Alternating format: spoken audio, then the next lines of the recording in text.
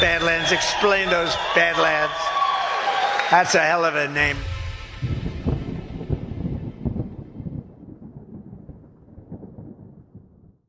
Stream has been approved for truth seekers by the DEFCON Truth Alliance. If the opinion that's coming out needs people to be silenced, it's a psyop. There are psychological operations in play. So if you can't question it, if you're supposed to just go along, it's a psyop. Yeah, and if people have to be silenced or publicly shamed because of their information, and they're not telling people the sky's falling, they're not saying crazy shit. Mm-hmm. They're just saying basic stuff, and they need to be silenced. That is a psyop. There's a war out there, old friend. A world war. And it's not about who's got the most bullets. It's about who controls the information. What we see and hear, how we work, what we think. It's all about the information.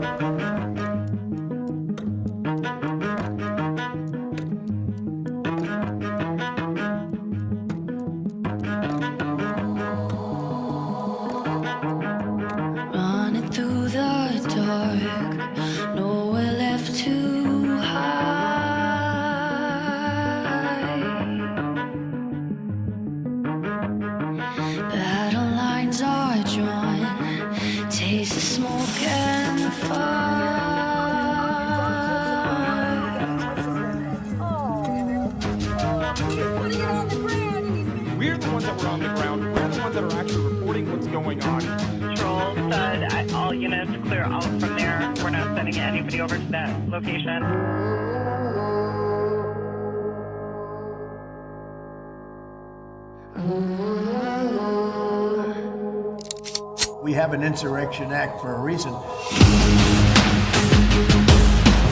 This is warfare.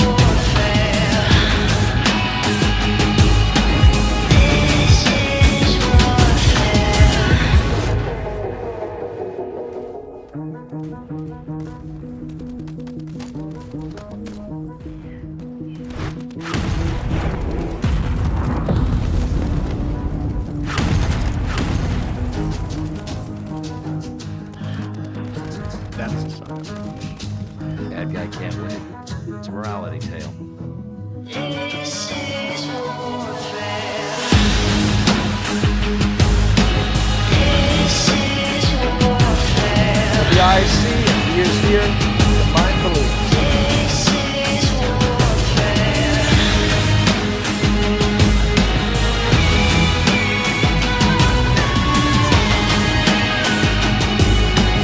This is warfare. Goodbye. You can run, but you can't hide. It's gotta be biblical. One by one, one by one, say goodbye. One by one, say goodbye. One by one, say goodbye. You can run, but this is warfare. This is warfare. This is warfare. This is warfare. This is warfare.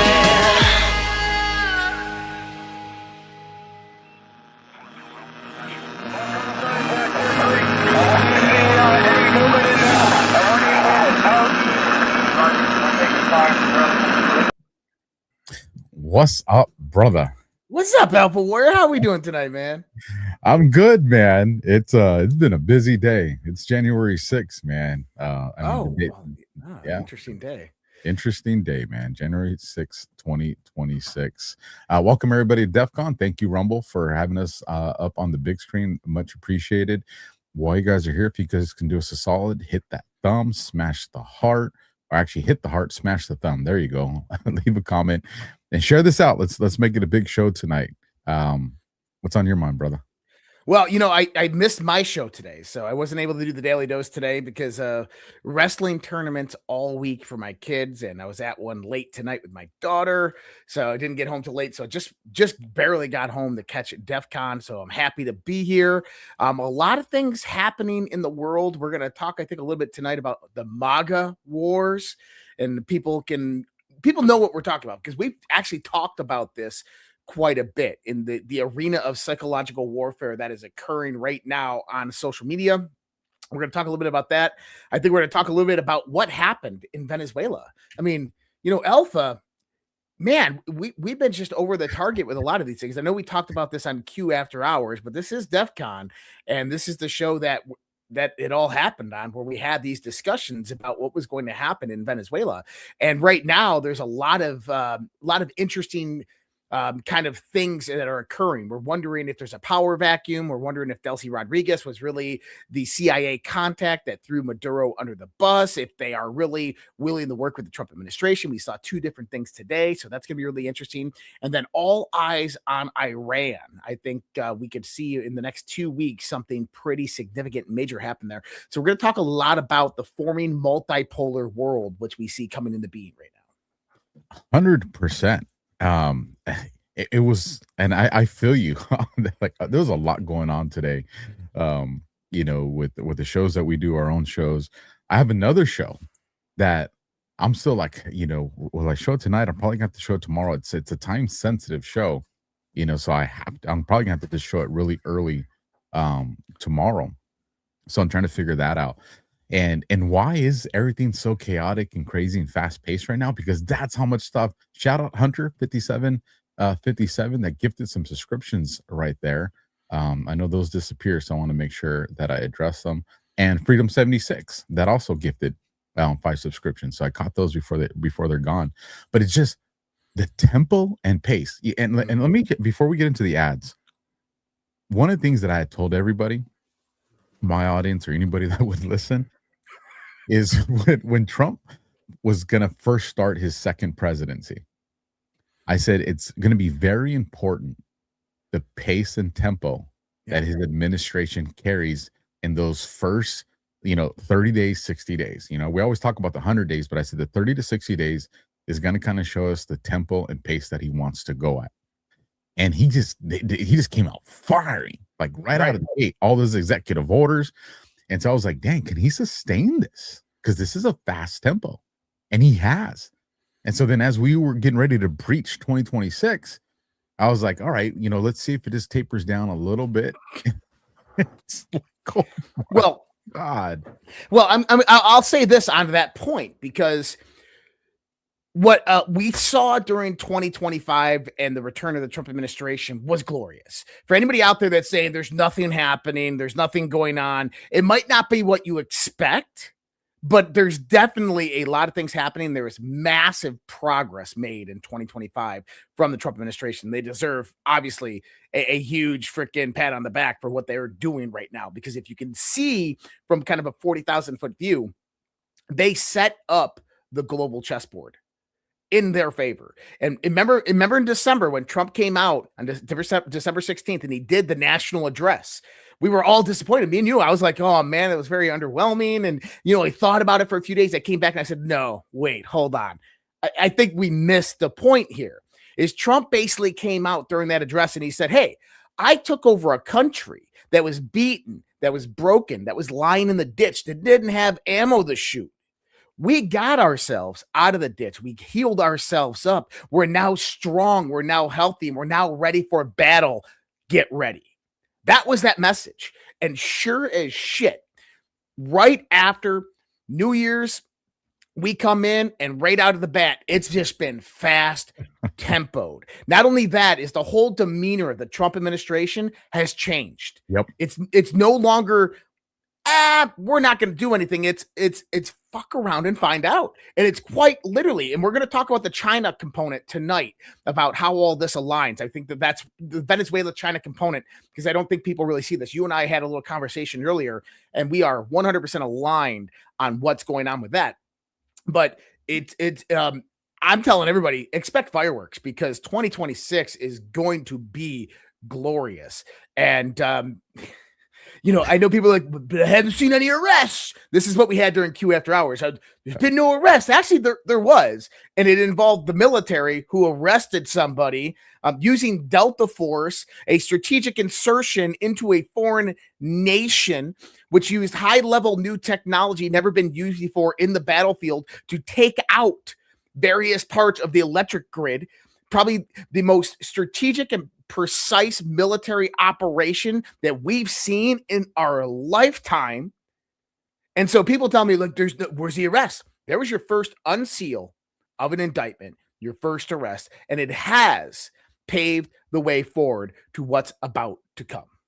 And we're going to get into that right at these commercials. I do want to add one point to that. Just hear me out here, folks. Okay. We did a military operation into another country and snatched up their president. Okay. Not just a gang member, not some military. We went in there and snatched up the president, the most important pivotal figure, the person that is protected the most in that country, and we went and snatched them up. Now that fact alone is only it's the most important fact, but there's one other fact. People would say it's the most important one, but I will say it's second, because from the minds of the operators and understanding that from being one, we did it, and we didn't lose one soldier. And they're estimating right now 75 confirmed people dead from the Venezuelan attack, which, that's Delta Force 75, terrorists 0. So that's nuts. But I mean, think about that, man. We all saw, the videos that were released, snatched up the president and his boo. Yeah, and he lived in a military base, a fortified military installation. The biggest one they have. And not one service member lost. And I think that is an absolute testimony to the level of skill that our military has, because there's a lot of people out there, especially Americans, that are trying to shit on the military and their capabilities, and that operation alone kind of debunks any of that. So with that, let's get to the amazing people that are sponsoring this show tonight. And first on deck, Scales, the Freedom Collection, is where patriotism meets style and comfort, inspired by salt air, tight lines, and stars and stripes. This collection celebrates an American spirit through the lens of those who love outdoor adventures. From long sleeve performance shirts built for the elements to butter soft tees and hats with bold, ocean-inspired Americana prints. Every piece is designed to keep you cool, protected, and proud to be an American. Built for the elements, designed for freedom. Shop now at badlandsmedia.tv/scales and enter the code Badlands at checkout for 20% off your next purchase. And of course, another great one, Van Man. You know about Van Man taking down big toothpaste with all natural oral care. It's the perfect time to grab the dental care bundle gift. Van Man's tooth powder is loaded with minerals like eggshells and bones, and combined with pulling oils and peppermint aloe mouth rinse. It's truly the ultimate fluoride-free dental hygiene bundle that saves you 25% off the individual prices. And the van never stops. Introducing Van Man's new Pearl Eye Cream and Sweet Onion Shampoo. Head over to badlandsmedia.tv/vanman to see what's new. That's badlandsmedia.tv/vanman. There you have it, right on the screen. Get in. We're taking down big toothpaste, everybody. I don't think anybody knows what toothpaste is. You sound like Mike Tyson right now, man. you do that often. All right, man. I was going to say, let's start with the MAGA wars, because I think that this is an underlining theme that people are, if they're paying attention, they might be confused about when they're watching on X, and everybody's garnering their own opinions. And that's great, because guess what? That's what it means to be American. Have your own fucking opinion. And you know what? Great. Speak your opinion, because that's what it means. And that's what we're supposed to do. A Delta for everybody. If everybody didn't know this, Donald Trump the other day went on a reposting rampage. And one of the things that he posted just happened to have a January 5th 7-year delta. And it was a speech that he gave in the acceptance of the RNC nomination back in 2016. And it's the one that says our movement is about taking back this country from the corrupt bureaucrats and giving the power back to the American people. Now, he posted this at 55 minutes after midnight, which 55, my fellow Americans, the storm is upon us. But then he did 55 posts after that, which was kind of interesting. But he did it on a 7-year delta, which was really significant if you understand that Trump comes with anons. Now, the reason I bring that one up is because there's a part in there where he says that we're giving the power back to the American people. And see, I tend to look at this as that Trump wants to give the power back to the American people, but the people have not had power in so long, they don't understand what that truly means. Does that make sense? It does. That people are having a hard time understanding. Okay, I got the power. I vote every 4 years. I vote every 2 years. That's my power. That's not your power. Your power is right here. Your power is your voice. It's your ideas. It's your thoughts. It's your opinions. It's you in that soapbox that's going out there every day, whether it's a 124 character tweet or it's a TikTok video or whether it's just talking to your local church or your community. It is going out there and expressing your opinion. It is going out there and criticizing your elected officials, your politicians, no matter whether they're Republican or Democrat, whether they're Trump or whether Biden, it doesn't matter. We have that right. And the idea that we should shut up and get in line and Trump's doing great things and, loyalty means that you should be silent is absolutely garbage. Anybody, remember, in the intro to this show is you have Hughes talking about is that if someone tries to silence you upon what they are saying, you're in a psyop. And we are seeing that right now immediately on X with certain influencers. I'm not going to name names. I'm not here to throw anybody under the bus. People can go out there and find it for themselves. But it irritates me. It irritates me because you have people that are close to Trump's inner circle, people that are known influencers, people that are even working with the Trump administration, trying to silence people, saying that we're going to go after these people.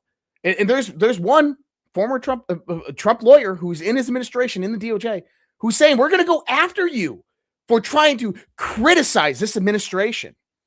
That's un-American. And I want people to know that, you know what? Keep up the pressure. Keep it up. Keep on asking, where's those Epstein files? Keep on asking, where are those arrests? And you know what? They might be producing the evidence. They might be producing information. But guess what? It's our job to keep the pressure on, specifically when it's someone that we put in place of power, specifically when it's President Donald Trump. I think he's doing an amazing job. Could he be doing better? Well, you know what? I don't know what's going on behind the scenes, but I'm going to sit there and say, hey, I want more arrests. I want the deep state held accountable. Hey, I want the Epstein files. I want child predators prosecuted who were involved with the Epstein files. I'm going to sit there and I'm going to say that because guess what? That's my power as an American citizen. We've talked about this before, that there's two power projections in the United States of America when it comes to politics, to the political theater. And in the early 1900s, this got transitioned away from the people. It happened when the Senate moved from the state assemblies electing the Senate to the people electing the Senate. At the same time, the Department of Commerce and the lobby were created. And the lobby came in, and corporations through money and finance came in and began taking away the ability of Americans to speak out and hold their representatives accountable. But here's the thing, is it's a battle between us and them. It's a battle between the words of Americans unified in one voice, one common accord, one message versus the money flowing in through the lobby. And the question is who can be louder? Can the demands and the anger of the American citizens bear down on the ears of politicians louder than the hundreds of millions of dollars flowing in from the lobby? And here's the thing, is we've proven this works time and time again.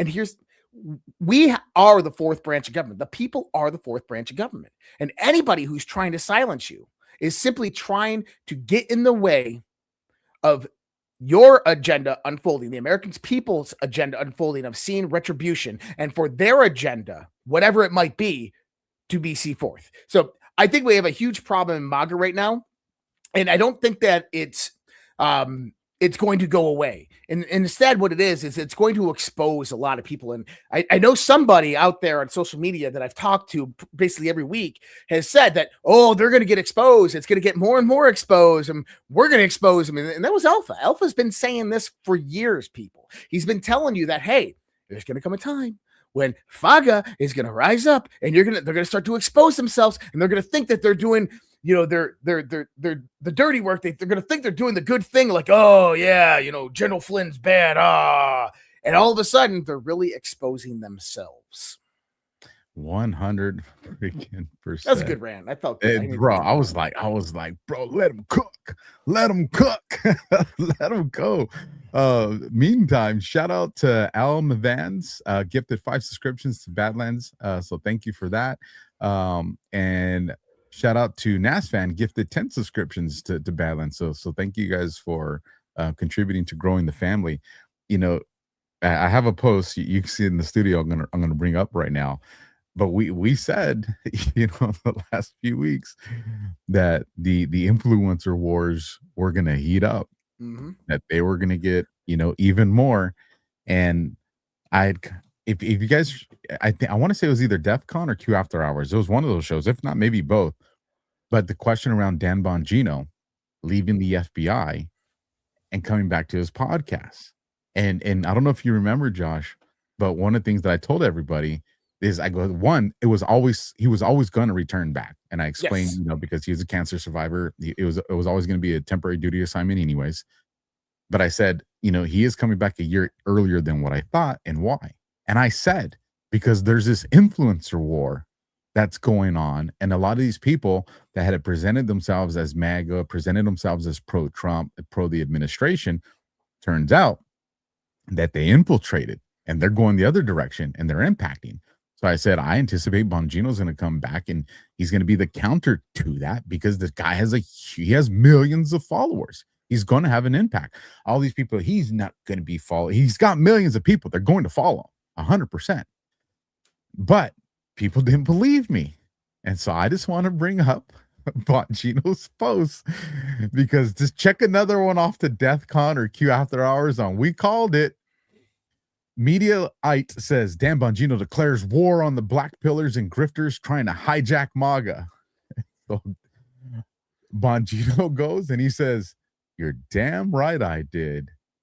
He there it is, bro. There it is. We said it was going to be there, and it's there. And what you're going to see right now as this, because remember, what is 5th generation warfare? What is psychological operations? Or at least what's one aspect of it? It's the war of perception.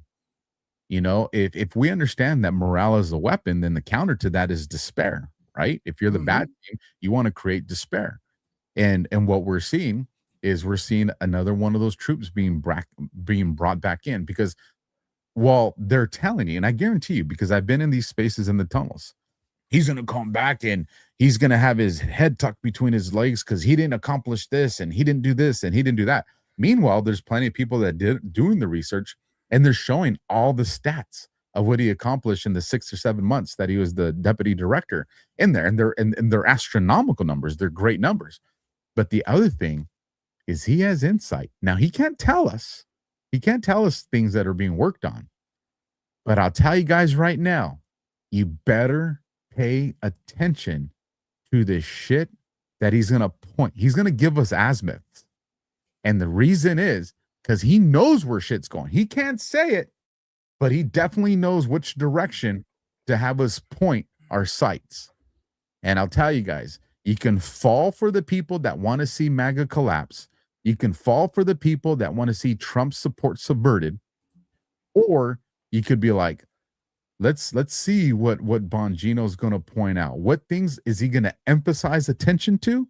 And what things is he going to tell us? Yeah, talk about it if you want. But, you know, and I'm telling you, that's there's I don't even think it's going to take that long, Josh. I think we're going to see in the next 14 days some major shit pop off. I agree. And, he put out a response to one of his posts that I guess got over 3 million views today. And there was an important part there. He said, the support for the Trump administration in the working world is strong, and people are tired of the endless bullshit from the black pillar, chicken little grifters. Watch their tactics, and once you see them, you'll never unsee them. They use a couple of different tactics to bullshit you. And I want to just point out the first part, right? He says, first, they overload you with information, but they underwhelm you with evidence. Here's an example of what I mean. They'll try to convince you that John Smith robbed a bank, so they'll data download on you and lose you in the chaos. They'll tell you things that might be true, but aren't evidence of anything. They'll tell you John was in the bank that day, that John knew someone who worked there, that John was arrested 10 years ago for a misdemeanor, but they won't tell you that the fingerprints, the video, and the DNA of the thief matches someone else. He said, solid investigations sift through chaotic information and mine the evidence gems. Charlatans and morons do the opposite. I love that, because what he's basically saying right there is follow the evidence, follow the money, follow the evidence, and see where it takes you. And I think that what Bongino is going to come out when I think he's doing when he comes out with his first show back is, number one, it's going to be addressing this. It's going to be addressing probably the FBI's investigation into certain things, the Epstein files, obviously. Now, there's a lot of rumors out there about, Bongino left because he was humiliated and angry about the Epstein files. I don't think that was that at all. Just like Kash Patel said, he said, Dan completed his mission. Dan completed his mission. I wonder what that was. And, you got to wonder, because everybody was questionable about Dan Bongino actually going into the, deputy director's position at the FBI. He's not qualified. And I would agree. I don't think he was qualified necessarily, but it doesn't matter. That's what he was appointed to do. And he was there for a reason. A very, very specific reason. Now, I have my ideas. I think maybe he was there to kind of see and witness firsthand what was actually occurring and happening. Here's the evidence, and this is how it works, because he is a podcaster. And the fact that he puts this as one of his first things. Hey, look, we're not talking about speculation here. We're not talking about what people are claiming. We're looking at the fingerprints. We're looking at the DNA evidence. We're looking at this with a very, very fine comb. And when he says that, he's trying to give you a hint that, hey, look, everything that happened, we are going through it all. And Kash Patel said it, I think, a week and a half or 2 weeks ago. He goes, it took them 20 years to get to this point of their rampant corruption. We're not going to get to the bottom of it within just 12 months.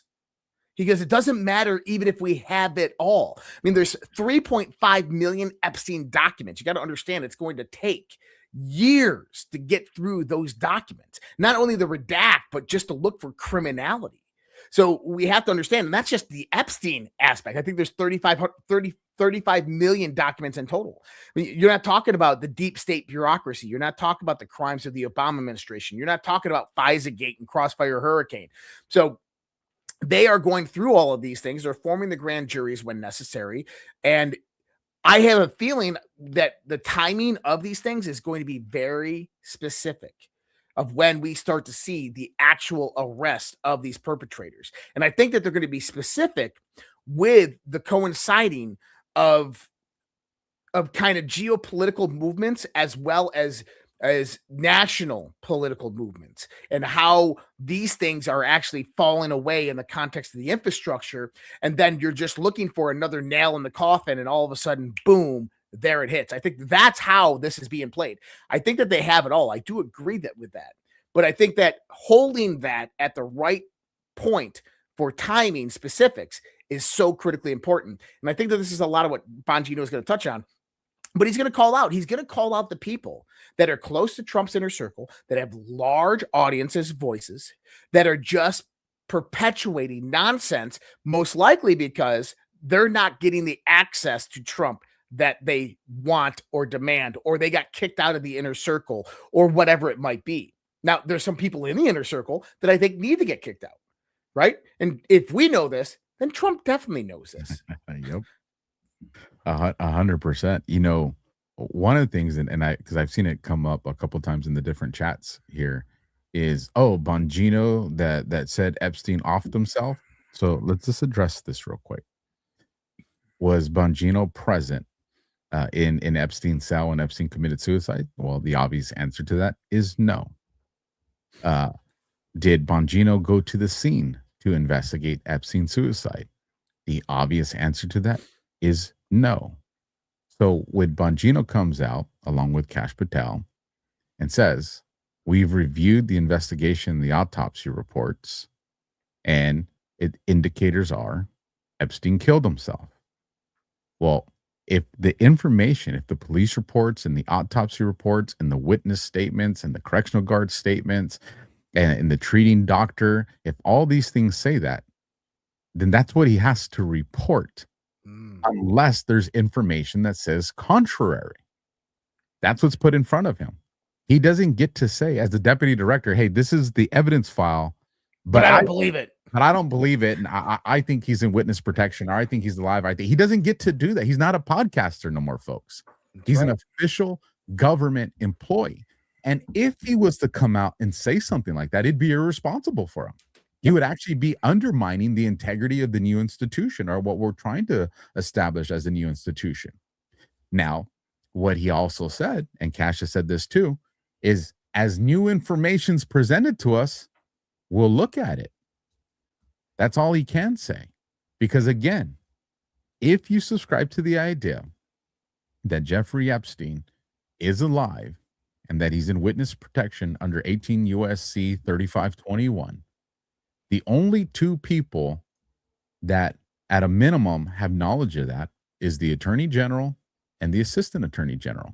Now, granted, we think that there'd be certain people that, we would, make safe assumptions that would probably be read in that, like the president, maybe the director of the FBI. Like, these are the things we would expect. But legally, as defined by law, the only two that have to know and would know on paper is the Attorney General and the Assistant Attorney General. There's no oversight. There's no permission that has to get gotten. You don't have to go to a judge to get permission. There's zero judicial oversight from anyone when it comes to 18 USC 3521. So at the end of the day, if you subscribe to that idea, no report would reflect that in the FBI because they wouldn't have it. They wouldn't. So what I would tell people is, if you're gauging, well, he said this about the Epstein, then I think you're doing not just him a disservice. I think you're doing yourself a disservice, because what you're saying is you believe that the Epstein thing has come to a complete conclusion and that there's nothing that's ever going to come of it. And if you don't think that, then let these things play out the way they're playing out. Ask the questions, and I did want to address something when you said, I absolutely think we should always ask questions, but be mindful and responsible about the way you do it. Don't get sucked into these groups that they use questioning, or, the conversation of, I'm just asking questions, as a guise for subversion. When you're asking questions, it's because you're trying to develop information to solve something, to become educated on something, either to, make something unfounded or to support something. And a lot of these people that operate under the guise of, I'm asking questions, when they get the answers, they never accept the answers. When they get the answers, well, no, what about this? And what about this? And you can identify that their pursuit is not the truth. Their pursuit is doubt. And they want to make doubt become contagious. So, well, there's one side that's pursuit is the doubt, but the other side is the pursuit of aligning with their concurrent belief structure, right? I believe that this is what happened because I listened to this podcast, and they did a breakdown, and this is what I've been told for 5 or 10 years. So this is what it is. And if I hear anything otherwise, oh no, how dare you? And here's the thing is about these things. We truly don't know the extent of a lot of this stuff. And I agree with you 100%. Bongino coming out and saying that, hey, the evidence that we reviewed is saying this. Yeah, he has to do that. That's his responsibility. And we know that the evidence that's out there on this, you had 4 years of the Biden administration. Don't think for one moment that they didn't go through and shred a shit ton of evidence. They didn't remove a ton of information. They didn't hide things. But at the end of the day, when new evidence does come about, new obviously motivations can be brought from that. So, with Bongino, I'm interested to hear what he has to say. I'm interested to see what happens from all of this. He's blocked the hell of a lot of people. In the sense of Epstein, I don't think it's over, people. I think it's far from over. And the reason I say that, have evidence of it, Josh. You have Bondi that said, I think it was 3 weeks ago. She said, we've reviewed some victim statements. And if there's more victims, we need you to come forward. What does that tell you? That there's still an active investigation? That Nadia Mashenko is in witness protection. Nicolás Maduro is going to talk about how he was using Jeffrey Epstein as a financial intermediary to launder cartel money from 2010 to 2020. Oh, wait, did people not know that? Why? The Caribbean sub Venezuela? You don't think that Ghislaine Maxwell went from Venezuela to Jeffrey Epstein's island? You don't think the reason why all the Hollywood actors were going into Venezuela from 2010, 2011, 2012 timeframe wasn't about the human trafficking operations that were going on there, and those were being taken as an intermediary node point at Epstein's island as one of the facilitations? That cryptocurrency companies like FTX were the intermediary for how money was laundered and then brought back into politicians' pockets through proxy companies by loans to Alameda Capital? That Nicolás Maduro had knowledge and understanding of this, who's now singing like a bird because he doesn't want to go to jail for the rest of his life? Oh, so this is what we have to understand. This is far from over. There's a lot more things that are about to come out. And here's the one other part I think is important about this. Stop worrying about timelines. I know that people that we support are out there saying, we got to do this before the midterms. We got to do this before the midterms. You have to understand why those people are playing that part. Okay? Think about a movie. They're playing a part. And that part is to get you riled up, to get you active. Why? Because local impact or local action is national impact. If you want the power truly to get back to the people have to understand their power. And you know what? No better way the people to understand their power with a president who listens. And when you rise your voice up and when you unite in that risen voice and you say, we want the Epstein files, and you go out there and you use that force to pressure Congress into putting a bill out there, and that bill goes and President Trump, even though he says, I don't want to sign it, still signs it, that is the optics to you that, yes, this is the way. Keep on doing that. And so you have people out there in the psychological domain that are pressuring people that are putting the positive criticism on President Trump for a reason. And it's to wake up the American people, because if we can do that with just a few million MAGA, think what we can do with 100 million MAGA. Think about the change and the level of accountability we can hold them to. So think about right now the midterms. Everybody's going to say the Democrats are going to win the midterms. Guys, the Democrats are not going to win the midterms. And let me just help you out right here. When was the last time you heard anything about how much money the Democrats have raised in the last month? It's the opposite. Crickets. Nothing. The political elections are all about how much money you can raise. You have Elon Musk out there vowing to support with millions, if not billions of dollars, every MAGA candidate in the midterm elections. You are about to see a massive red wave, and the Democrats are shitting their pants.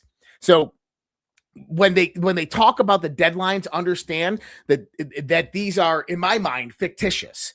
That I'm not worried about the midterms right now, because I think I know what's going to happen prior to midterms and then what's going to happen prior to the 2028 presidential election, because these are two critical points of pressure that Trump can utilize the leverage he has to collapse the Democrat Party entirely, which goes back to something else we talked about, the American Party.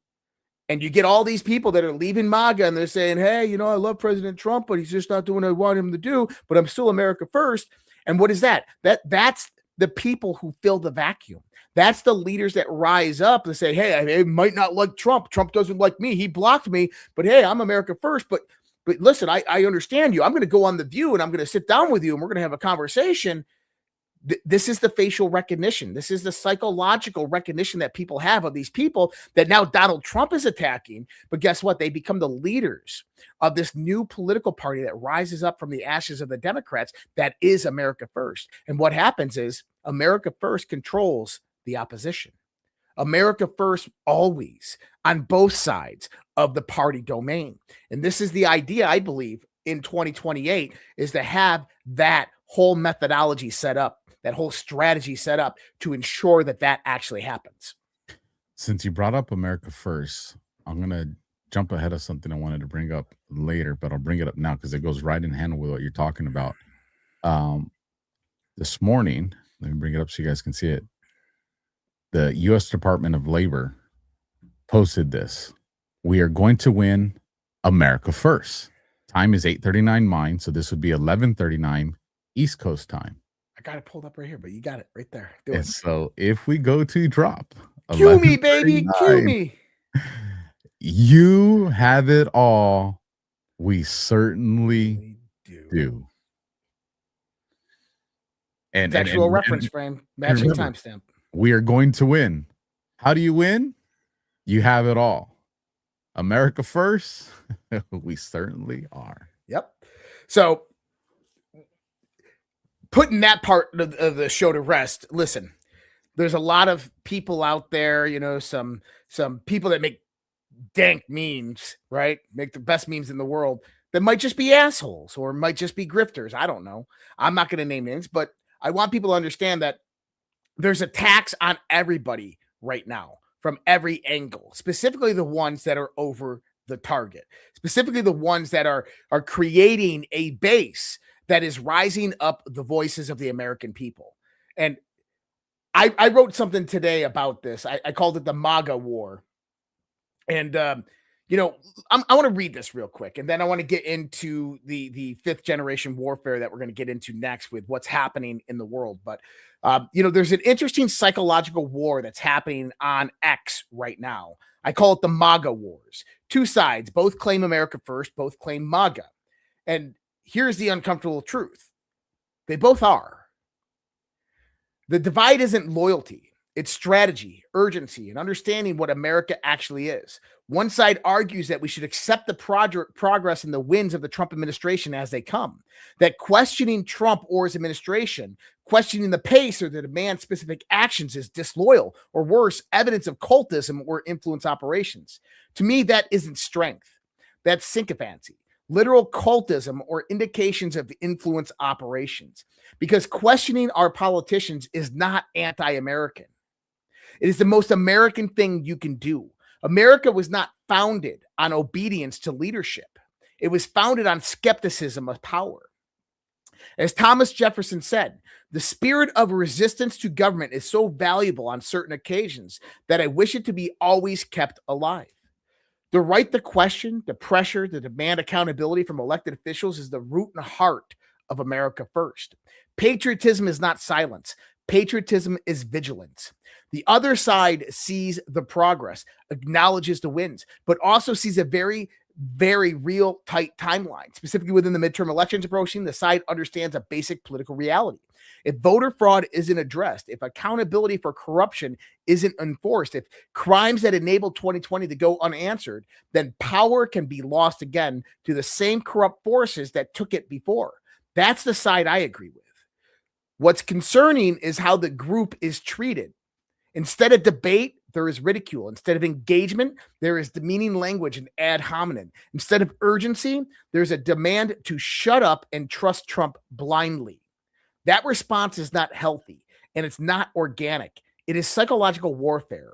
Silencing pressure from your own base is one of the most effective ways to slow momentum without openly opposing it. The goal isn't unity, it's passivity. Real support isn't blind obedience. Real support is pressure, accountability, and action. Movements don't fail because people speak up. They fail when people are conditioned not to. So I ask you, notice it, recognize it, observe it. Watch how pressure is framed as disloyalty. Watch how urgency is labeled as extremism. Watch how demanding accountability is treated as betrayal. Psychological warfare doesn't always look like opposition. Sometimes it's wrapped in the same flag as patriotism until the moment you demand action, and then it unravels to silence you. Trump has said that he is returning power back to the American people. This is that power, the right to question, the right to be heard, the right to demand action from those we elect. But power does not exist in isolation. Power is the unification of voices, independent minds aligned towards a common goal. That is how citizens become a force, not through obedience, but through coordination. Liberty cannot be preserved without the voice of the people, informed, united, and willing to demand accountability. Local action is national impact, county by county, state by state, voice by voice. This is how accountability becomes unavoidable. This is how pressure becomes policy. It is time to revive we the people. The ultimate authority, wherever the derivative may be found, resides in the people alone. James Madison, Federalist number 46. So, when we look at what's happening right now, I want you to observe it. I want you to recognize it. I want you to go out there, but I want you to understand that your voice matters and that America first is having your voice heard, having your opinion heard. And it's not sycophancy. It's not blind loyalty like some of these people. I acknowledge all of the accomplishments of the Trump administration, but I'm damn well going to keep on demanding that accountability and voter protection comes in and that we get rid of Smartmatic and these other Dominion voting systems. Why? Because it hasn't happened yet. And as an American, it's my job and my duty to ensure that we have safe and fair elections. It's my duty to ensure that those who committed treason against this country are held accountable. I don't care if they're working on it. I don't care if there's a grand jury that's going to decide on tomorrow. Up until the day when they come out and say, hey, we're unsealing these indictments. John Brennan's been arrested. Barack Obama's been arrested. Up until that day, I am going to be a loud fucking voice saying, where are the arrests? I'm going to be a loud voice saying, hey, why do we still have these shit voting machines? Why? Because that's our duty. Because the whole operation is probably even pushing you to ask those questions because they again, and we actually talked about this earlier. And I said this a few years ago, and I told you, Josh, it pissed some people off. I mean, people got, they were mad. So of course I'll say it again, just to make people mad all over again. I said, what is something aside from God and the Bible? What is something that is stronger than the United States Constitution? And it was in a space, and nobody could come up with anything. And I said, they're like, no, that's the supreme document of our country. It's the Constitution. It's our Declaration of Independence. These are the founding documents. I said, there's something that is more powerful than those documents. And they said, well, what is it then? I said, it's the court of public opinion. And people pushed back. No. And I said, it absolutely is. If you control the court of public opinion, you can defy the Constitution and not lose power. That's just the fact. You can cancel multi-billion-dollar conglomerates, which we have overnight. Because that is the power of the court of public opinion. That is why we're in fifth generation warfare. It's to control the perception. It's to control the minds of people. And so when good or bad, whoever has that type of power and influence, they're going to do whatever they want. And how that looks is going to depend on what you're talking about, who's asking the right questions. And it's information warfare. Yep. And I think people, how do you get information if you don't ask questions, Josh? Then that means you're relying 100%. On people. You're relying on people to tell you information, which that sounds like dependency. And it's hard to articulate power in dependency. How many people, and just be honest with yourselves, how many of you guys find yourself writing a post for any social media platform, and then you're like, oh, I don't want to send that one. I think I might get banned, or I think I might get thrown in Twitter jail. And so you don't, or you reword it. Well, guess what? That's called you're being compliant. That's right. Does that sound like power? Because like what Josh is saying is if you truly feel like you're a sovereign person with freedom, That means you're going to go on that post and you're going to type whatever you want. Let the cards fall how they want, because this is your freedom of speech. This is what you're going to say. And I think a lot of the time some of the things we see is because they're trying to piss people off. Yeah. They're trying to create motivation. They're trying to they're probably sitting there looking like damn, Mr. President, you know, we're probably gonna have to piss them off on this one, because they're not showing up. They're whatever it is, the call to action that they may need. People aren't asking the questions. People aren't being loud. Look at where we're at right now. I think it was it today or yesterday? Trump just said vaccines coast to coast for our kids. They ain't gonna be able to demand them to put them into schools. Mm-hmm. I forget what's the number he got rid of, but they brought it down to like 11. And even then, they're using the words optional. Why is that? It's because people were loud. People were like, we are not going to send our kids to school if this is what you mean. People rose to the occasion to stand up for the kids, and they gave Trump, because Trump he needs top cover. Who's his top cover? The people, us, the people. Right.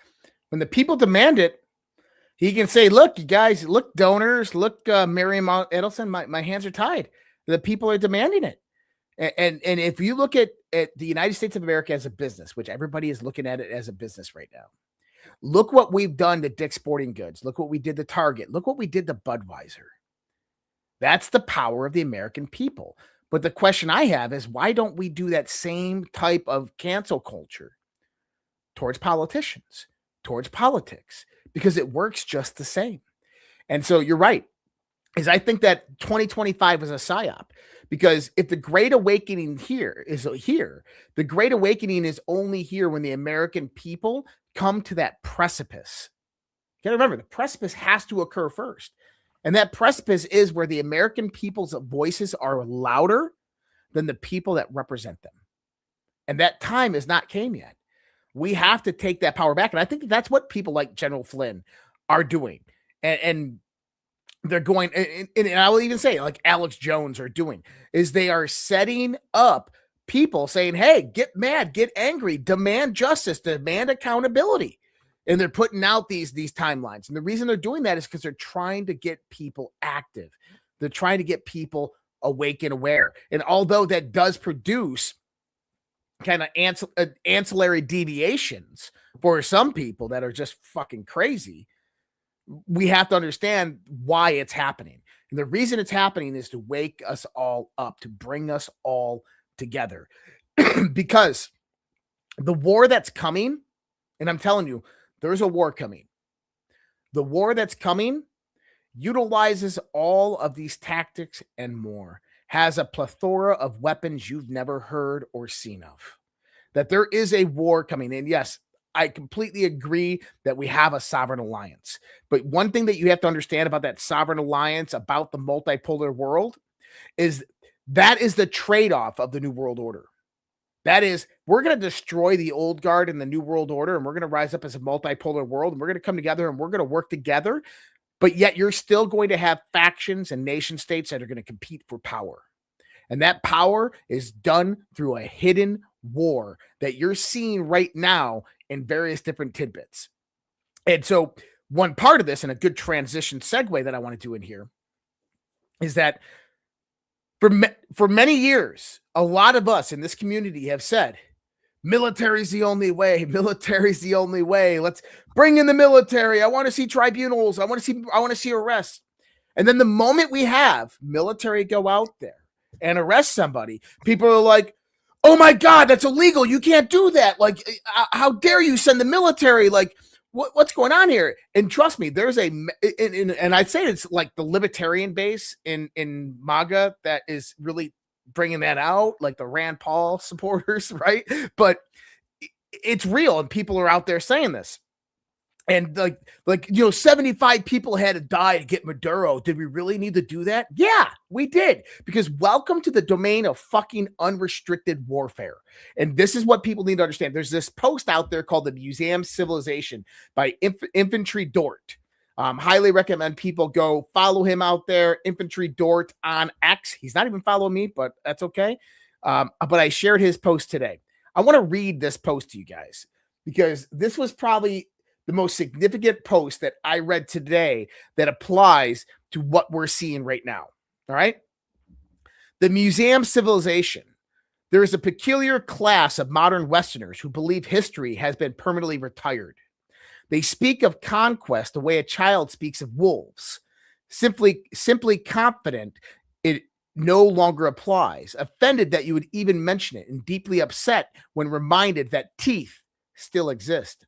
They insist the world runs on rules now and that borders are sacred, also that true power has been replaced by paperwork. This belief is not moral in the least. It's fucking archaeological.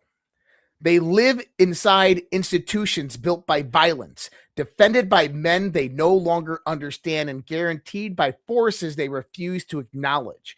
Like tourists wandering a fortress, they admire the stonework while mocking the idea of a siege.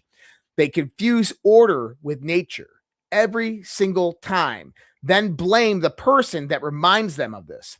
Civilization is not the default state of humanity.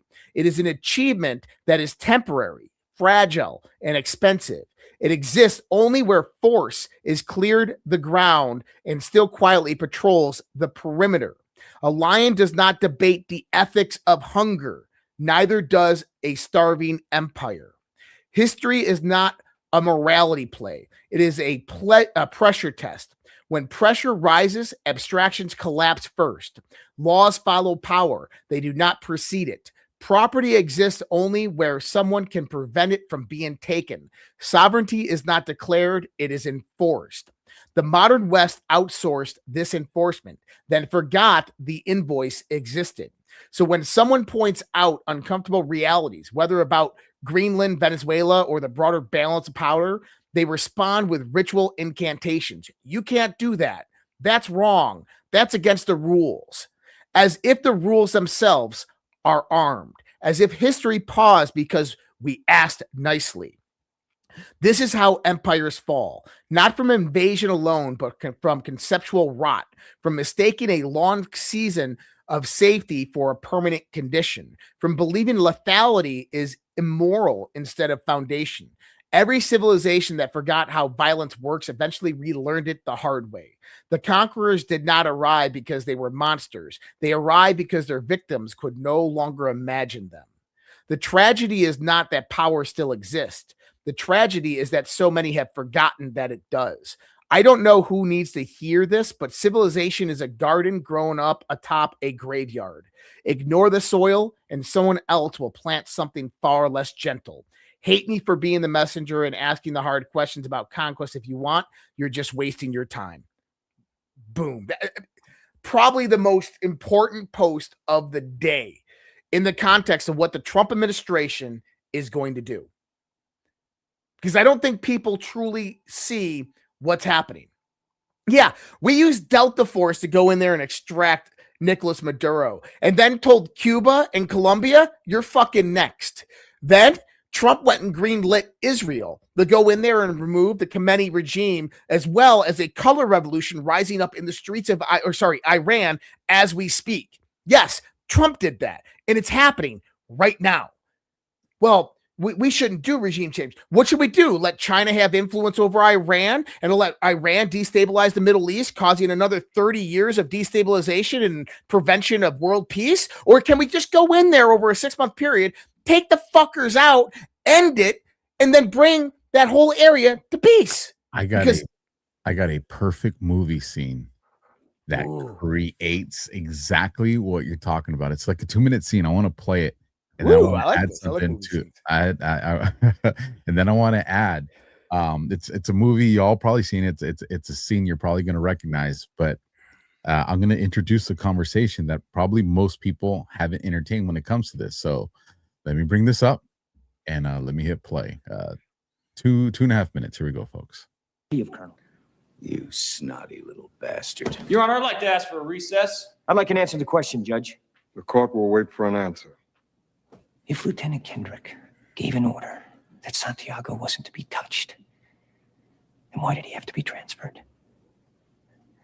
Colonel, Lieutenant Kendrick ordered the code red, didn't he? Because that's what you told Lieutenant Kendrick to do. Object! And when it went bad, you cut these guys loose! Your Honor! You had markets inside a phony transport! Your Honor! You doctored the logbook! Damn it, Captain! You coerced the doctor! Consider yourself in contempt. Colonel Jessup, did you order the code red? You don't have to answer that question. I'll answer the question. You want answers? I think I'm entitled. You want answers! I want the truth! You can't handle the truth! Son, we live in a world that has walls, and those walls have to be guarded by men with guns. Who's gonna do it? You? You, Lieutenant Weinberg? I have a greater responsibility than you can possibly fathom. You weep for Santiago and you curse the Marines. You have that luxury. You have the luxury of not knowing what I know, that Santiago's death, while tragic, probably saved lives. And my existence, while grotesque and incomprehensible to you, saves lives. You don't want the truth because deep down in places you don't talk about at parties, you want me on that wall. You need me on that wall. We use words like honor, code, loyalty. We use these words as the backbone of a life spent defending something. You use them as a punchline. I have neither the time nor the inclination to explain myself to a man who rises and sleeps under the blanket of the very freedom that I provide and then questions the manner in which I provide it. I would rather you just said thank you and went on your way. Otherwise, I suggest you pick up a weapon and stand a post. Either way, I don't give a damn what you think you are entitled to. Did you order the code red? I did the job. Did you order the code red? You're goddamn right I did. So, a great movie. A Few Good Men. If there's somebody out there that hasn't seen it, but why do I share that clip? Because the argument that's going back and forth between them is this conversation essentially. Now, did the general,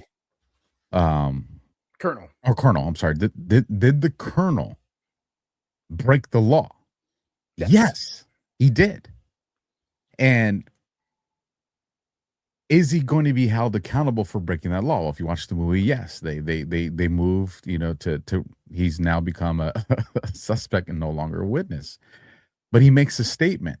And I was hoping they showed in the clip, but they didn't. He says, all you did today was weaken a nation. Yep. And here's the thing. The colonel's right about that too. Yep. Everything that the colonel said there, and like he said, however grotesque you may think it is, it's still the truth. And that's exactly where I find us at right now, Josh. You have General Flynn and others, but specifically General Flynn, because it's a name that a lot of us understand, recognize, and respect. And he's used this term, unrestricted warfare. And I don't think people are grasping the gravity of that. Unrestricted warfare means while we're abiding by the Geneva Conventions, while we're abiding by ethics and morals, our enemy is not. Nothing is off the table for them. If they got to kill your kids to win, they will. If they got to kill their own people to win, they will. And removing divine intervention from the conversation, because a lot of people will use that as an excuse to evade responsibility to make a decision. Up until divine intervention, we have the responsibility of action and choices. And if you know you're fighting an enemy that is operating off of unrestricted warfare, and you think you're going to win that war by merely obeying the laws, you will die. I'm going to be very frank. You will die outside of divine intervention. And the reason I know this, Josh, it's not from my combat experience. It's from my experience as a cop. The level of evil that I have sat across from in interviews from rapists, murderers, like the kind of shit that keeps you up at night with nightmares, it exists in a number people just can't fathom. And it's not in a foreign country. It's in our backyards. It's in our neighborhoods. Now, of course, magnify that, and it exists everywhere. We can't fight merely by playing clean, right? A clean fight. I'm not saying that we just disregard everything and just become the monster that we want. However, I will put an asterisk on that as I land this point, because I'm going to come back to it. I'll give it to you here. These evil people that I used to arrest and interview, the majority of them, they had desires to do way more than what they were already doing. The only reason that they didn't do it was not because they feared the law. It was not even because they feared being arrested. The only thing that kept them from being full-fledged demons was they knew that good men exist that would bring that kind of violence to them. Yep. They knew that there are good men who are willing to become monsters to make sure that the rest of us don't. Exactly what the colonel was saying. You know, you have the luxury of giving this rant because of the stuff myself and others will do. And so what I would tell people to think, or at least consider, is we are literally fighting. If you subscribe to God and the devil, which I do, we are literally fighting the army of Satan, folks. Lucifer, the devil, whatever you want to call him. And if you think that you're going to win that war without getting your hands dirty, you're watching a movie, you're reading a book. That's right. You know, obviously there's something that goes along this lines, and I'm pretty sure everybody's waiting for it. This is called the men that just wanted to be left alone, right? The most terrifying force of death comes from the hands of men who wanted to be left alone.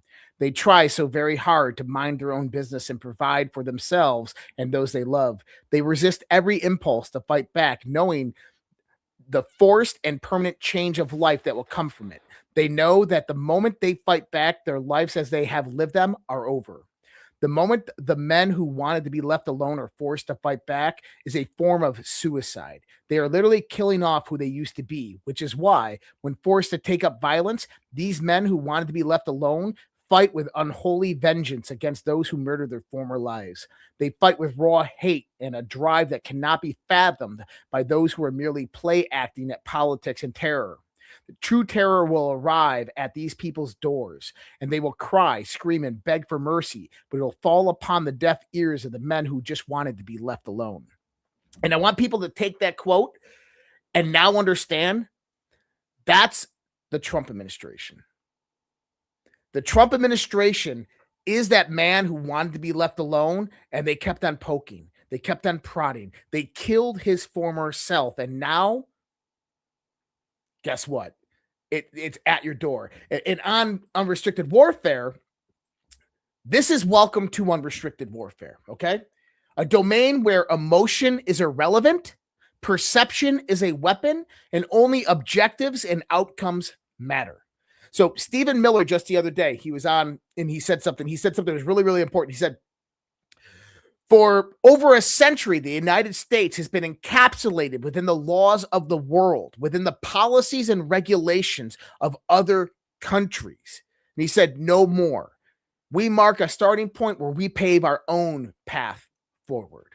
In other words, we don't give a shit about NATO or Geneva Conventions or what the EU thinks. We don't give a flying fuck what China is going to think of us when we do something. We're setting our path forward, so get out of the way, right? Which is the definition of America first. That's right.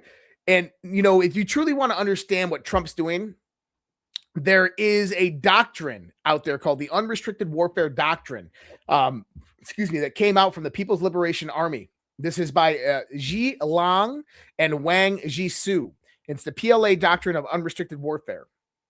The objective of the doctrine is to make military conflict unnecessary or unwinnable for your opponent. It deals specifically, and by the way, they utilize this as the outline for China's 100-year plan, which they began instituting back in 1996. But their model of unrestricted competition is this: economic leverage, supply chain dominance, technological capture, legal and institutional warfare, information warfare. Now, I want you to take all of those domains and understand those are the exact same 5 domains that Donald Trump has dominated and taken over the last 12 months. In other words, Trump has flipped the script on China. When it said military was the only way, this was the idea. Utilizing military tactics and strategies of unrestricted warfare to flip the script on China. So everything that we're seeing happening right now, like Trump and Stephen Miller asked, like, are you saying that we might use the military in Greenland? Yeah, absolutely. If Denmark doesn't want to give it to us, we're gonna go take it. We're gonna fly Delta Force in there to a town of 30,000 people. We're gonna land down. We're gonna plant our flag. And we're gonna say fuck off, because guess what? Welcome to the new United States of America, the exact United States of America that the people of America should have had the last 100 years. And do people really want an understanding of Venezuela? Venezuela was more about China than it was Maduro. About a week and a half ago, the Trump administration did a $11.1 billion arms package to Taiwan. And the Trump administration even came out and said, basically, China, fuck around and find out. We're doing this. The next day, China put the PLA, People's Liberation Army, put trade restrictions, export restrictions through licensing on silver exports. 34% of the world's silver goes through China. 80% of the refined silver, industrial refined silver, goes through China. That's devastating to the global economy. We've seen this because silver prices are skyrocketing. The day after this, China does an embargo military exercise around the island of Taiwan. And they do it for days and days. And so we just heard that during the Trump's Venezuela operation, that Trump delayed it for 4 days. And nobody knows why he delayed it for 4 days. Many people think it's because he wanted it on the same day as Soleimani's 6-year or 7-year anniversary. No, he wanted it delayed 4 days because the Chinese foreign minister arrived and met with Maduro that day, was staying in a hotel in Venezuela on the night that Delta Force landed, and captured the person that he was having a meeting with the next morning. That is the fuck around FAFO message that Donald Trump just sent to China after their theatrics of the silver market and military exercises around Taiwan. This is the world we live in now, people. And I could never prove it, nor would we ever know. I'm pretty sure this happened. But I am pretty sure one of those special forces teams showed up in the room of the Chinese envoy and delivered a message. Essentially, look how close we got to you. FA, FO, look how close we got to you. You can hear me breathing. The next time, you won't even know I'm here. We can hear you breathing. Absolutely, man. Here's the thing. And, you know, keeping in with the theme of the movie there, it is easy to criticize our president. It's easy to criticize General Kane and Hegseth, the people that made these decisions, because we're in a position where we can do that. These men, and some people might say, well, you're exaggerating here, Alpha. I'm not. If you think long and hard about it, I'm not. If I came because I've done this to people, and people they don't want to argue, they struggle to argue it, and they try to ingest other possibilities. But if I came to someone in any of the men and women in this chat that have children, and I came up to you and I said, hey, there's only enough food to feed your family for the next week, and we don't know where food's coming after that. We don't know. That's it. And your neighbor across the street, who you've known for the last 10, 15, 20 years, has the same size family as you, and they also have kids. And he's coming over and he's asking for some of your food so he can give it to his kids. Most people, they give me this answer, Josh. Well, I'd figure a way to split it. Well, again, if you're looking at your kids and you understand that if you make the wrong decision, they're going to starve, and starvation is a horrible thing to go through. It's even worse when you have to witness your kids go through it. Mm-hmm. You're going to have to make a choice to be like, I can't. Sorry, neighbor. I got to take care of my family and my kids. Most people are going to write you off as not having a heart, being immoral, not having faith, whatever. They will come up with everything they can to guilt you into acknowledging that your decision's wrong because you don't want to make the emotional decision that they're going to make. I'll tell you guys right now, hands down, I will never, ever put anybody over my own kids. There's not one scenario where that happens. Yep. And I would expect the same from you. And if anything, that's what turns people into a gruesome world, because now, like you said, right? Now it's, if I have, I defend, and if I don't have, I take. Like that's what that world is. Well, what people don't fail to understand is that's the world we're in. It's just on a scale much larger than that. So we don't see it that way. But that's what the great analogy. That's what the deep state has been doing. And Trump and them are making the decisions of, well, like you said, Stephen Miller said, we're not going by those rules no more. Yep. America is not going to starve. It's not going to happen. We're sick and tired of other people dictating the path forward of the world when we hold all the cards. That's basically the Trump administration right now, is that why the hell do we give a shit what the EU or the UK or Europe thinks about what's happening in the world when we are their military, that we are supporting their economy, that without us, they're nothing. They're irrelevant. And that's why the national security strategy of the Trump administration says that Europe is irrelevant, that there's absolutely no need. And what did you hear today from Denmark and the EU? That if the Trump administration flexes and moves in on Greenland, then the European nations are going to have to come together and form a military to go after the United States of America. What are they, stupid? Somebody, I'm not going to throw them under the bus. I'm going to share. If people saw it, they'll probably know. Somebody responded to me and said, because I absolutely said, hell yeah, we're down for this, right? And they said, how are you going to feel when they do it to us next? And this is the part that people don't get. They've been doing it to us. This has been happening to us. When the EU comes out and says we're going to have to form a military, the only thing they're changing is they're going from doing it to us covertly to now they're saying we're going to do it overtly. But this is, for those that, complain about AIPAC, okay, when people have infiltrated our government, infiltrated our institutions, infiltrated our schools, infiltrated every institution we have to run this country, to bleed us out. You guys have all been working as slaves. We have all been working as slaves so that the central bankers and the globalists and the elite can become stronger and put this money through the rest of the world. And at the same time, still telling the rest of the world that America's the enemy because look at what they have. All they did was turn America into a circus where it's the illusion of freedom to cover up the real slavery that's unfolding. And what you're seeing now is you're seeing a presidency and an administration that says we're opening people's eyes to see this. This is the awakening. And this shit is going to stop. It's done. And we're seeing that happen right now because we just went snatch a president from a country. It doesn't get any more clear. And it's a message to the rest of the world that, look, we will come in the middle of the night and we will take you out. We don't care. Like, as in, there is a world being built right now, a multipolar framework. And yes, there's corroboration and collaboration to develop that from US and Saudi Arabia and China and Putin. All of us are working towards this multipolar framework. But don't think for one moment that the day that we get the world peace, that it's just kumbaya and we hold hands and sing songs around the campfire. That's four wolves in a den all competing for who's going to get the next meal.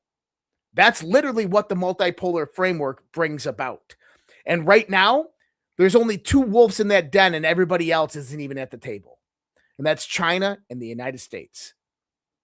And here's the thing, is if China wins this war, then guess what? You'll live in a Chinese system. That's how dire this actually is. It's not if the Democrats win the midterms. Do you think Donald Trump is going to, and here's the thing, do you really think Donald Trump's going to allow the Democrats to steal the election in 2028? Like, seriously, this guy just nabbed a president out of their country with Delta Force. He's not going to let the Democrats steal an election in 2028 and impeach him. It's just not going to happen. You will see martial law and insurrection act and devolution occur before that happens, okay? But you know what? The one thing I can assure you that Donald Trump is not going to allow happen is China to eat our dinner. Okay? Yep. So with everything that's happening right now in the world, it is us versus them. And there are certain moves that need to be made to ensure the future for the American people, for the people of the world, for peace, prosperity, and sovereignty. Because the last thing that anybody in this country specifically wants is China to rule the world with an iron fist. And so what does it take to do that? It takes the men who wanted to be left alone. It takes Delta Force that goes in there and kills 75 people and loses none. I don't think people can comprehend that, but 75 people are killed and Delta Force walks out and is like, got him. With no loss. Real quick distraction squirrel. Solitary confinement over there on Rumble says, guys, please say hi to my girlfriend, Karen K. She loves Hi, you. Karen K. So hi, Karen K. Hi, Karen K.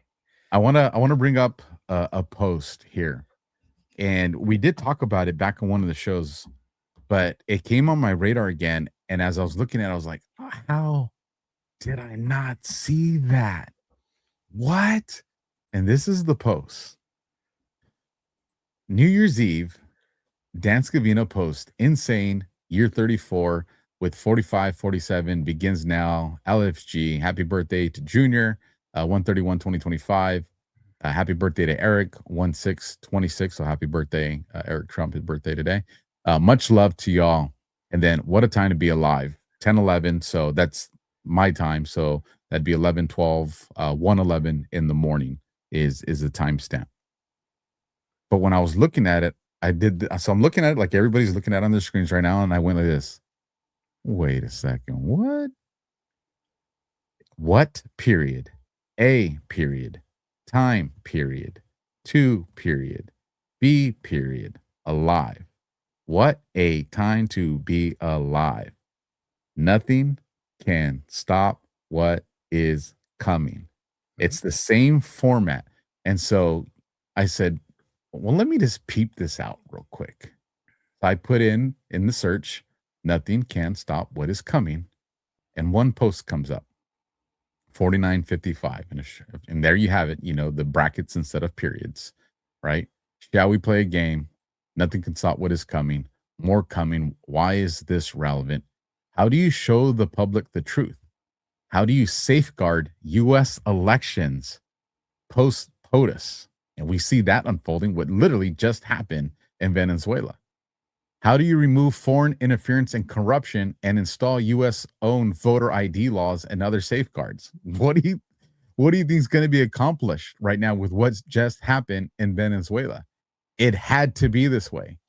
Sometimes you must walk through the darkness before you see the light. And this was a 0-200 hour operation for as far as the kinetic one. And I just wanted to share that everybody because I saw that and I was like, that is legit badass. There were certain little subtle hints that they put out there for us that this, January 3rd military operation was going to happen. And that definitely to me was one of them. Yeah, it's interesting when we start to look at all of this. Now, the Trump administration, I think it is full throttle from here on out. I think it's going to be every week is just going to be more insane than the last week. And we really did see that over 2020, but it was not necessarily in the context that we wanted it because everybody said, we want arrest, we want this, we want that. But one thing that I think that people were missing is that if America last year, if America took on the globalist infrastructure, if they took on China, they would lose. That's the big problem. We would have lost if Trump did what he said he wanted to do last year. But guess what? December 16th, he came out and said, hey, we're strong, we're ready, we're back in the fight. Game on. So now we wouldn't lose. Now it's, hey, Greenland, I'm going to give you 2 months, and then we're going to land Blackhawks and Chinooks out there with Delta Force, and we're going to plant our flag. And there's nothing you're going to do about it. We're taking Greenland. And what do you think he's going to do next? Hey, Canada, just an FYI, you know that Northern Territory that nobody lives in that you don't use? That's ours. You don't like it? Too fucking bad. He's going to go to Mexico, and he's going to go, hey, Scheinbaum, maybe you should resign. Hey, cartels. This is going to be a reality. People are going to be like, he is so wrong. This is illegal. He can't do this. And it goes back to that description. Laws are only in place because good men did bad things. Good men produced the violence to ensure that laws could come about. Civilization is not a privilege or a guarantee. Or it is kind of a privilege, but civilization is built off of a graveyard. And this is what Donald Trump understands. That, you know what? Right now, it's do or die. It's survivability of the American people of the United States of America, and he is going to utilize all the tools and weapons in his arsenal to ensure that America is successful. Like I posted today about, I don't know if people heard this, but BlackRock is going to be the company that's going to come in and manage the money of the construction that's going to be rebuilt Ukraine. And I'm outraged with just as much as everybody else. Like, why are the financiers of DEI and ESG, who are still promoting it today, going out there and winning the contracts to rebuild Ukraine, the ones that are bringing about 15-minute cities? And the reason is because in a world of no corruption, in a world where everything was just hunky-dory, BlackRock would be that company that you would put in that exact spot to do that exact job. And I said, well, then in a world of corruption, why are we rewarding BlackRock with this? Because Trump doesn't give a shit. Trump is most likely went to Larry Fink and said, bug around and find out. These are your options. These are your options. If we're seeing it on the global stage with Blackhawks and Delta Force going into Venezuela, what do you think he said to Bill Gates when Bill Gates, remember, go back 4 months ago, Bill Gates visited the White House at 9 a.m. Okay?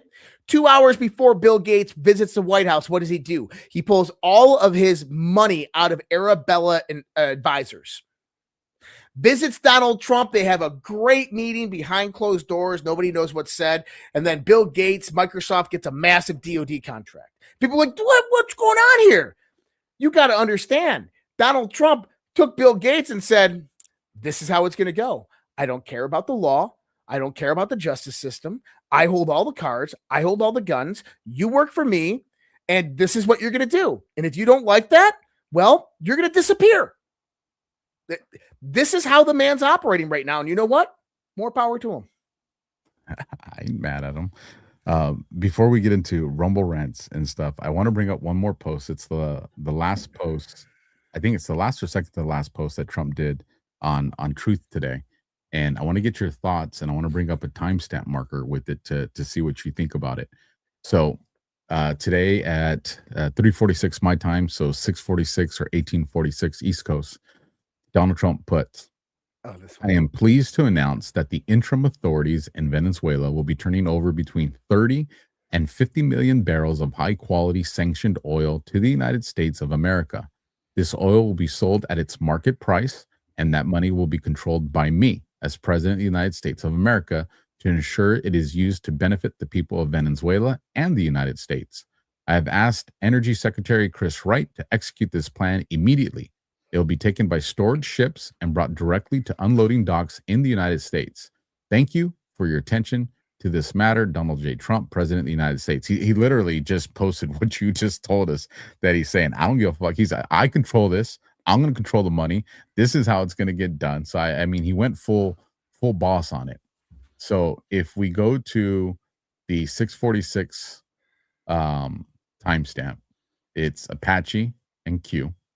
And if we go to the 18:46 for military, it's one that you definitely are going to recognize because you've talked to us about it a lot. It's the Q400 airplane. Otis, catch this message. Think missile. Do you believe in coincidences? And then the actual post itself. Boom, boom, boom, boom. next week? Well, I think that we're definitely going to see some booms next week. I think around the 13th and 14th is what Alpha Warrior's been saying. And pertaining to Donald Trump's post right there, oil and energy are the lifeblood of the coming world. We are on the brink of a massive technological revolution that is magnitudes greater than the digital revolution that started around the 1950s timeframe. And he who controls that technology is going to control the world. And here's the thing. China and the United States are the only two players at the table. And so guess what? Trump's objective is to secure as many resources away from China as humanly possible. Iranian oil, Trump said China's going to get Iranian oil. Only after that oil goes through the Gulf Coast of the United States of America and gets refined, and then China will get that oil, and the money will go to the people of Venezuela. I think that it's really important to understand that because he's giving the money back to the people of Venezuela. He's telling Darcy Rodriguez that the people are going to get this money, and if they don't, we're going to bomb you and come in and take you, basically is what he's telling them. And then he's saying, but hey, we're going to refine all of your oil for you. So send it over here. Give us a little taste of it. Send us 30 to 50 million barrels, like $2.8 billion right now. And we will take you good at your word. And we're going to start refining it and we're going to sell it to China. And now if you go back, you remember when China put restrictions on rare earth minerals back in October, November timeframe. And the Trump administration went over there and they negotiated with them because Trump raised the 200% tariffs on China almost immediately. And the Trump administration went over there and Trump came out. And what did he say? Do you remember what he said? Oh, this is good. He says, we came to an agreement with China and China doesn't know it yet, but we're going to get them to start buying U.S. oil. He knew exactly what he was doing. He knew exactly what was coming down the pipeline. That's right. China's going to buy U.S. oil. And he said the same thing to Europe. He goes, instead of reducing our trade deficit, why don't you just buy $340 billion worth of U.S. oil each year? And the EU is like, no. Well, why did the EU say that? Because they're going underneath Western sanctions and they're buying Iranian and Venezuelan oil. So why do you have a color revolution and regime change going on in Iran? And why did we just take out the dictator Maduro in Venezuela? Because buy our oil. That's right. And do you know what Trump said tonight? Oh, this is golden. This is huge. The United States orders Venezuela to end all relationships with China and Russia. When did he put that out? Just came out a little while ago. I missed that one. Holy shit. So this is Rubio in negotiations with them. So in other words, they are isolating China through energy, through supply chain. Every way that the Belt and Roads Initiative was isolating the United States of America, Trump has flipped the script and is now playing that unrestricted warfare doctrine back onto them. And guess what? He's winning. He's winning bigly. Now, this brings up a problem. China knows this. China understands this. They understand it very well. And they know that it interrupts their 100-year plan. So China has to view this in this perspective. Right now, the U.S. and China are basically head-to-head militarily, okay? If the United States and China went to war, we would probably win. Just because of our resources, our allies, and our distribution globally of military, okay? And this is not with the Russian component. With China and Russia against the rest of the world, and by the way, Europe, Australia, Canada, they're irrelevant. They don't even matter in this fight. It would literally be China and Russia versus the United States. We would probably lose. And in war simulations, we lose every time. Okay? So obviously Russia is a key component here to bring out a neutrality or to bring on our side in allianceship. But here's the idea that you have to understand is that if Trump keeps on doing what he's going to do, eventually China is going to drop off and the United States is going to rise up to a hyperpower. China can't have that happen. They're done. Which means that some type of engagement needs to happen on their perspective, kinetic engagement at some point in time in the future before that breakaway. We're moving into that part right now. And there's a book coming that's going to give us more insights on it. That's right. Fire information, bro. As always, fire information. Let me bring up these Rumble rants, and then we'll give some final thoughts for everybody, because me and this guy both need to get some resemblance of sleep. I don't get So, like Kim K, start from the bottom now or her. $10 coming in from NC Cheney, Hi Ho Silver, and a link there. So I'll grab that link after these and see if it's something we could share. $10 from AOB22. Thanks, you guys. You are the best. And Alpha, peanut butter on cheeseburgers is the best. You know, that sounds weird as shit, but I'm willing to give it a try. I'm willing to try it. $10 from Jim Moore, DEFCON challenge. Let's cover the costs of new boots for Josh.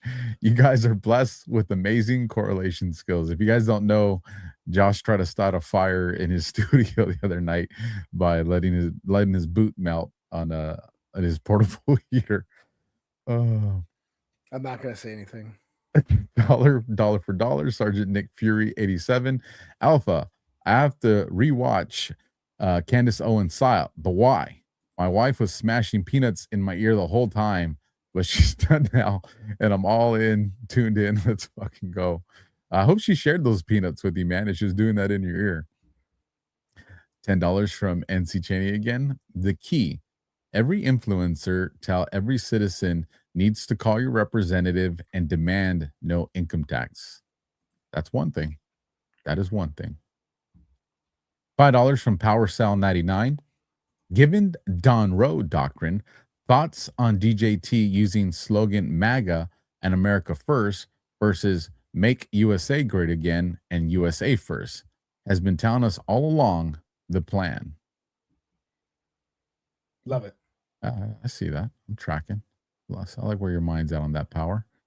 $1 from Angie K. Check what Chris of Rumble posted on X and what Bongino reposted from one of their podcasts. He'll be live tomorrow with Haley at 6 p.m. Oh, I'll have to look. Chris Pawlowski posts. So check what Chris of Rumble posted on X and what Bongino reposted from one of their podcasters. You got me really curious on that. $5 from Curious Cat.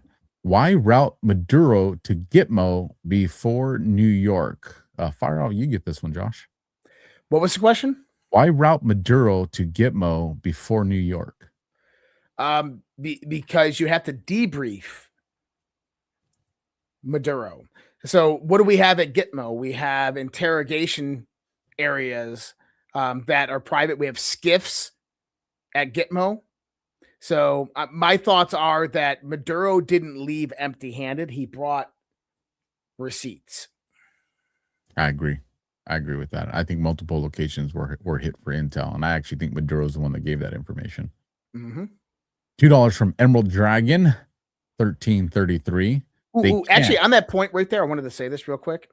So you remember how they were coming out saying that the CIA contact was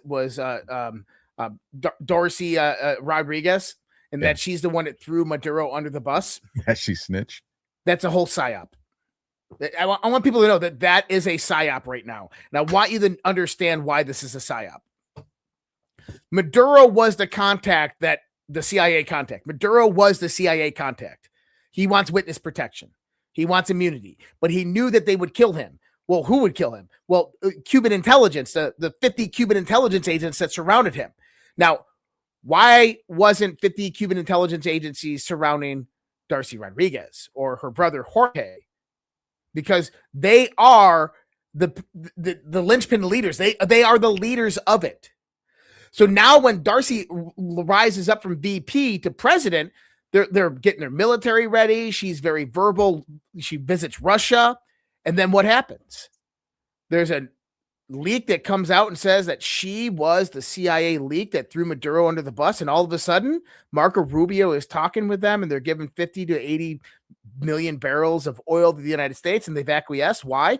Because he just threw them out in the spotlight as a CIA asset, which means that all of those people that would have killed Maduro are now going to kill her. That's how it works. They did the old cop, the old cop trick. Hey, handshake. Hey, man, thanks for that info, bro. We can always count on you. That's right. And then walk away to your car, and all the homies are like, "Wait, what that cop mean, bro? What that cop mean by that?" Nah, he's lying, man. He's lying. Didn't sound like he was lying. Old school trick, man. Old school, love it. Or Emerald Dragon 1333. They will have sent millions of their own to slaughter in the name of winning. However, some angels are depicted with weapons for good reason. It's going to be biblical. Dollar Keith O'Higgins. What has more value in the court of public opinion? 75 dead Venezuelans or 1 dead Seth Rich? Coming in hard on that one. Dollar for dollar ZBM. The Americans who just wanted to be left alone, the sleeping giant. Like the old saying goes, always be worried about the quiet ones. Here's to the quiet majority, baby. Hell yeah. $17 from Good God Is. You guys rock and instill more hope than you know. Grateful for your young and astute brains. Staying up late to ring in my 64th. Happy birthday. Happy freaking birthday. Absolutely. Happy birthday, Good God Is. I like that. I like the name too. $5 from Ziggy Girl. The Atlantic Council held a forum meeting this morning on C-SPAN concerning the future of Venezuela. Good questions were brought up, about an hour long, but I thought it was a good listen. Thank you. I actually do have that one scheduled to watch, so I'll be taking a listen to that. Hopefully tomorrow I can get. Well, I saw that Zelensky had made some statements that people were kind of like, Whiskey Tango Foxtrot. Well, she's making a good point here. The Atlantic Council held a forum meeting this morning on C-SPAN concerning the future of Venezuela. Here's the thing. The Atlantic Council has nothing to do with the future of Venezuela. They're not the Trump administration, but this is how that group of transnational organizations operates. It's very similar to what happened today. Keir Starmer and Macron signed a declaration of intent for when a ceasefire occurs between Ukraine and Russia, that British and French troops will be part of the security force that go into Ukraine. Here's the key. Is Ukraine and the UK and the EU are not part of the negotiations at all. They have no say and no leverage. Them doing a declaration of intent is basically them saying, please include us in this because we're feeling left out. Hey guys, we're over here. Please include us. Like, that's like the Atlantic Council's having a meeting on the future of Venezuela. Is the same thing as Keir Starmer signing a declaration of intent, as in, these people are like, well, the World Economic Forum is going to step up and be like, well, we can help with Venezuela. We can go in there. And Trump's going to go, who the fuck invited you? Like, get out of here. No one asked you, bro. Go take your ball, find another court. $1 from Keith O'Higgins. Josh, if China eats our dinner, will they be hungry in an hour as well? Probably. I mean, if China ate the United States' dinner, I bet they would probably go for Mexican after. Keith, you sound like the freaking Riddler there. Well, hopefully they eat Mexican before they come here, because then they will be on the toilet. Legit Mexican food, brother. Legit. $2 from Emerald Dragon 1333. In the words of the Joker, it's not about the money, oil and gold in this case. It's about sending a message. Fuck around and find out, faggots. LMAO. Hey boys, sorry. Someone let me stay up past my bedtime. Love it. I don't care. You allowed me to drop some words there, so let's fly. $20 from Nevada Night Owl.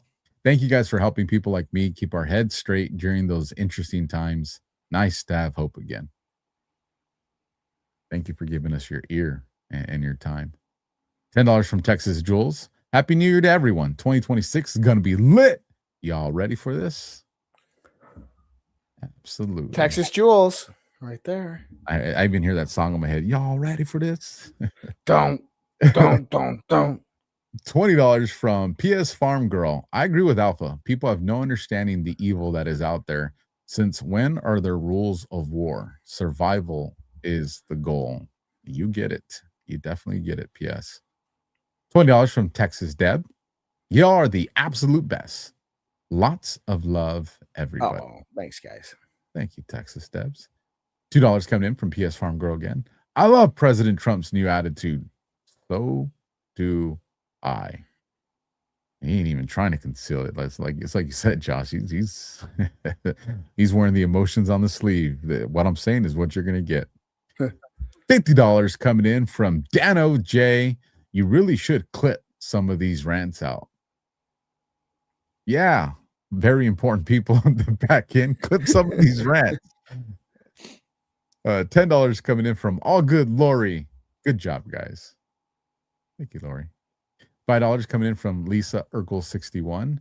Josh, remember this number for silver, 309. Also, Josh, how many ships left Venezuela with their silver that disappeared?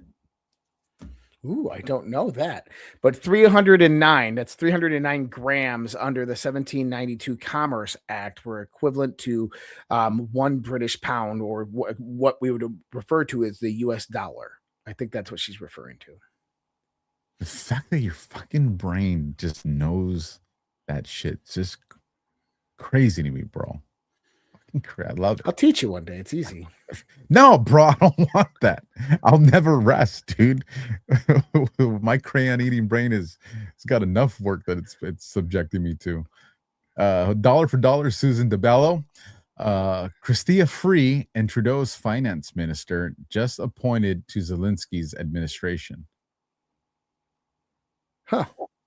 I have to go and check You that gotta out. love that. Very interesting. Trying to secure power anywhere they can. Anywhere they can.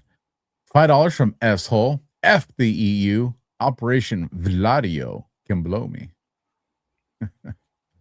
And last one, dollar from Susan DeBallo. Christia Freeland, that should say. Well, thank you. Thank you for that. And I'll turn it over to you, Josh. I'm going to go see if we have any Badlands boost. And then we'll say our good nights. I'll just make sure we miss any. Well, guys, we are entering a new phase, a new stage of the Trump administration. This is the FAFO stage. This is where it all comes together and people begin to see what they were building over the last year and what the world is actually moving towards. The framework for a multipolar world has been established. I believe Russia has already acquiesced to Trump and the United States. I believe that they are a willing participant in all of this. I don't think that they're going to align in an alliance with China, although they are still playing that game. But I think that they are going to be the last nail in the coffin for the EU and for the UK, the British Empire that has covertly subdued the world throughout the last 100 years. And what I mean by that is Russia has one move left, and I've talked about this on my show at length. That move is to take out Zelensky and then conquer Odessa. And I think that Putin is going to move on that here very shortly, because if he controls Odessa, the last freshwater port to the Black Sea, that means that Europe is cut off from the Black Sea permanently, unless they go through Russia. So when you start to look at the old map of the American Union, the European Union, the Asian Union, so forth, the African Union, when you start to look at that, now what I want you to start thinking about is that one little handwritten one that you see out there. America controls this, Russia controls this, and China controls this. But don't think about it as political control. Look at it as resource allocation. Look at it as trade access.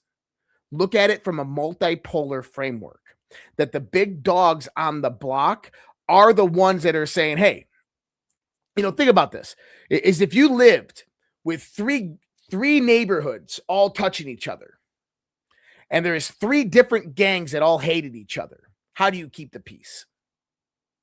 Right? That's the type of world that we live in. That's the type of framework that's being developed, is how do we draw peace between all of us? Yeah, there's going to be scuffles. Yeah, there's going to be shit that happens. But you know what? Stay the hell out of my turf, and I'll stay out of your turf. And Russia is most likely going to control the majority of the resources within that Eastern European region, which is going to control a lot of the power transitions in Europe proper. So it's going to be really, really interesting. I'm excited to see what happens over the next year. And happy birthday, America. Absolutely. We got a couple of no boosts for DEFCON, but we did get a couple more Rumble rants here in the end. So I'll bring those up real quick. $10 from Up North Soon. Did you see White House Rumble and YouTube channels are now broadcasting continuously live with rolling credits of DJT's first year so far? And 2, whitehouse.gov/J6 link is now exposing all details. I was not aware of either of those, so I'm going to be looking at that as soon as we end this transmission. $5 from Lisa Urkel 61. No, Josh, not your 309. Just remember the number 309. You're going to see that price on silver. Oh. Oh, we still learned something about Josh's 309. I think it'll hit 107. $2 from B1 Car. If we are this pumped and excited for what we know is coming, can you imagine how off the chart Trump's anxiety and excitement is? Hell yeah. Hell yeah. And then last one, $2 from Mindy Q.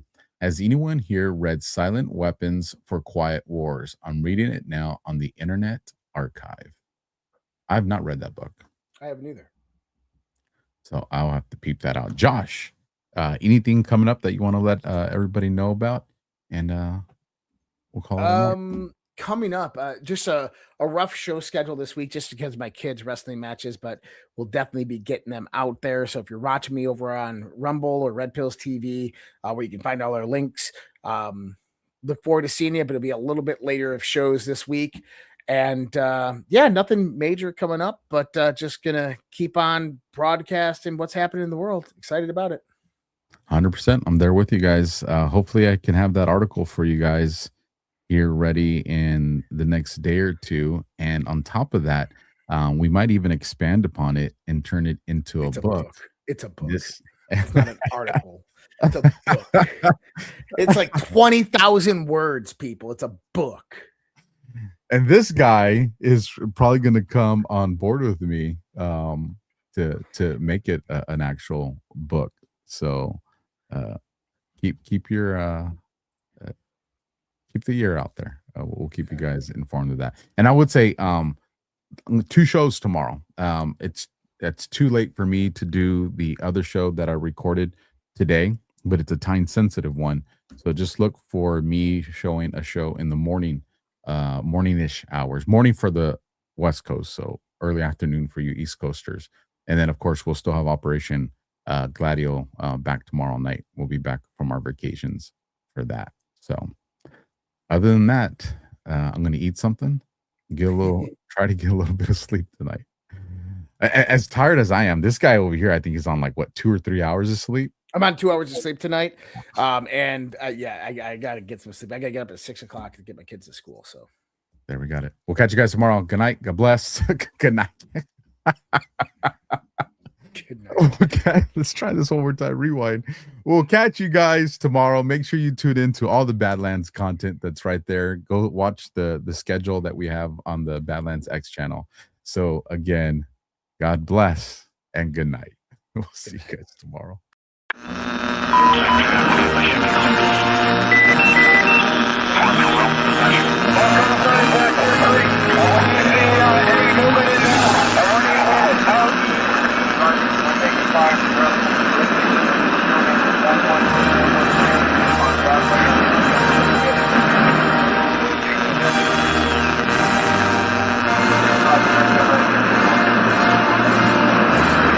Get in.